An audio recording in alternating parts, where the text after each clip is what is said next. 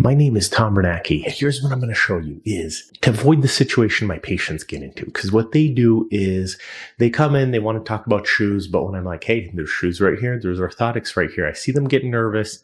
They're already going on Amazon. They're already researching shoe sizes. But when they come in, their shoes don't fit properly. They're too big or they're too little. Then they waste numerous trips. They can't get the right inserts. They can't get the right braces.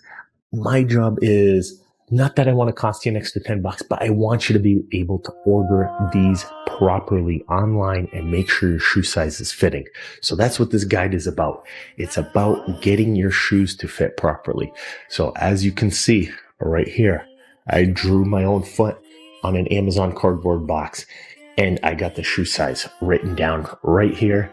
And that's what you're going to be able to do at home and make sure it works. I'm going to tell you what works and what doesn't work. So the real keys to getting a shoe to fit properly are, number one, make sure you get fitted later in the day. Don't get fitted in the morning because the average American shoe size can go up a half a size to a full size at the end of the day. These are mistakes that people do make at home is they don't wear socks. They don't wear the inserts that they're going to wear. You want to use a finger length between your big toe and a finger length between the size of your foot to make up for that, because you're going to be wearing socks. You're going to be wearing inserts. There's going to be stuff inside your shoe.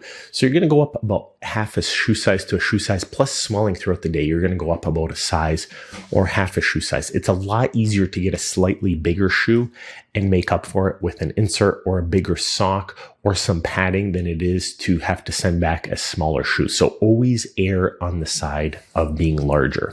So the equipment you need is a piece of cardboard, especially if your shoe size is over 11 inches, because white paper is only up to 11 inches. If you're a lady or you have a smaller foot under 11 inches, then you can use a regular piece of paper. You want to be on hard ground. You don't want to do this on carpet or something soft. You want something firm that will support your foot properly. So let's get right to it. One thing that happens is I realized that as I take my piece of paper right here, it's going to be too big for my foot. So a lot of people run into this. I'm about a size 11, 12. So once you start crossing past that, you probably need more than an 8 by 11 piece of paper. So I grabbed a piece of cardboard. I'm sure you order stuff off Amazon if you're getting shoes there anyway. So grab this for your foot. So I'm going to do it right here. Here's the real key is you don't want to just place your foot like this and lean back. As I put all my weight onto it, my foot takes up a little bit more room. So with all my weight on it, that's how I'm going to draw. So at the very least, just lean a lot of weight on it. So what I'm going to do right here is I'm drawing everything out right here.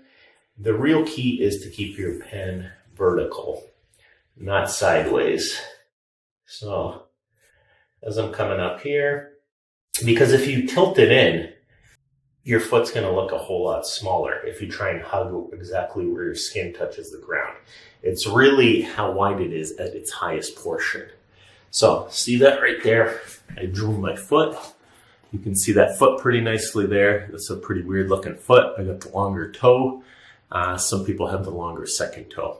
So here's what you want to do is you want to add finger length, or let's say a thumb length to the top.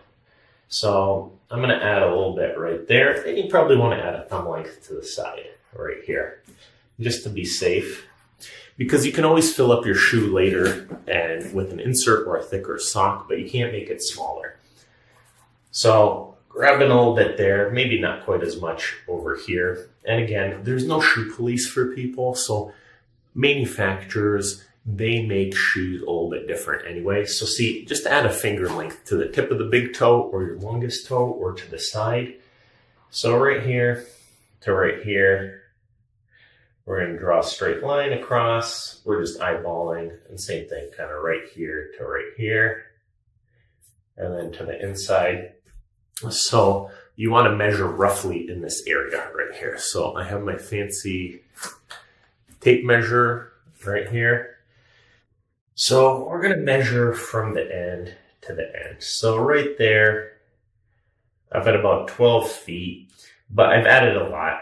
with the finger at the tip right there. So let's say 11 3/4. And then right here, I'm going to say, it says 5 inches, but it's really closer to about 4 3/4. So we're in America, so I'm doing most of this videos for US measurements, so we're using inches. But if you're in Europe, use centimeters, measure it that way. Whichever country you're from, use it that way. So as you can see right there, I added a little bit to the big toe. I added a little bit to the fifth toe bump right there, the tailor's bunion bump.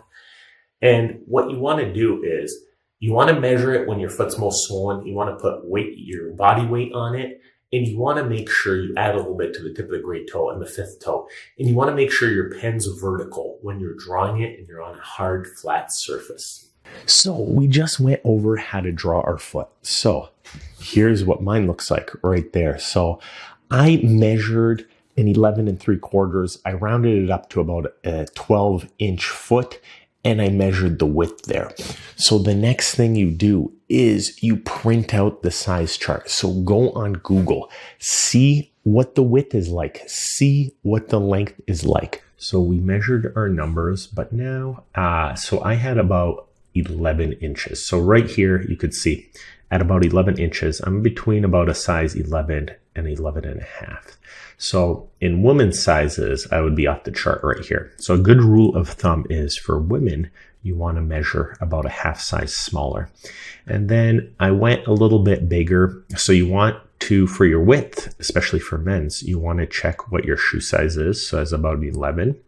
And I was close to up here. So I over measured a little bit. I would say probably between a medium and a wide. I was about 4.5 inches on my measurements right here.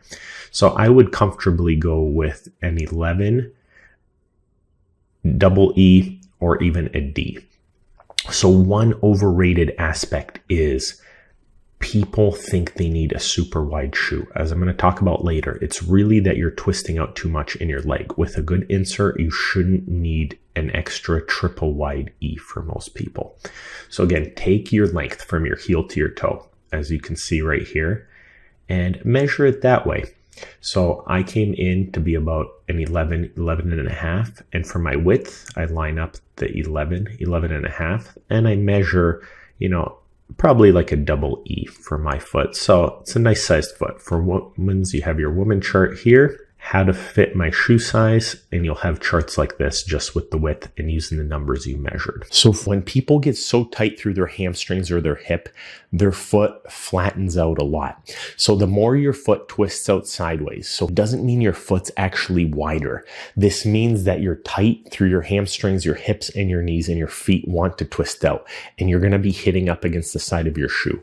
This is a common mistake. It's not because you have a gigantic foot, which they never make wide enough sizes in. People know that, I notice with a lot of patients, if you give them an orthotic that prevents that sliding outward, so when your foot's twisting out, suddenly their foot's a lot more narrow.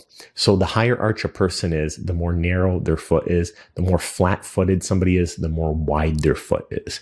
But this method works all the time. Measure your foot. This is no different than that metal machine they use at the stores. But here are tips. Measure when your foot is most swollen. Always add a fingertip to the end and to the side to make up for your inserts and to make up for thick socks. If you plan on wearing thick socks and inserts, always go up at least a size overall, because you're going to notice it's going to measure a lot smaller than you're regularly used to. That is the trick. And lastly, nobody polices the shoe companies. Somebody's size 9 is somebody's size 11. There's no way to perfectly make up for that. That's something you're going to have to trust the shoe companies for. Better shoe companies that are more reputable tend to follow the guidelines more. Dress shoes or high-heeled shoes never follow this rule. So especially for the ladies, you're going to be in tough shape ordering nice fancy shoes online.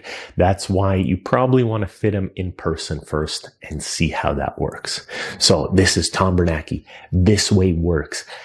Give me your complaints in the comment section about how I wasted your money online. But that's the tips. Always go a little bit bigger and read the show notes below. It's going to tell you how to make a bigger shoe fit smaller. Hey, guess what? We have a phenomenal book. I believe this is the premier book on chronic nerve pain and peripheral neuropathy pain on the planet. I've put years of work seeing tens of thousands of peripheral neuropathy patients, working with some of the best diabetic endocrinologists, the best doctors, the best neurologists in building out this book. For you, my viewers, we have a discount code available.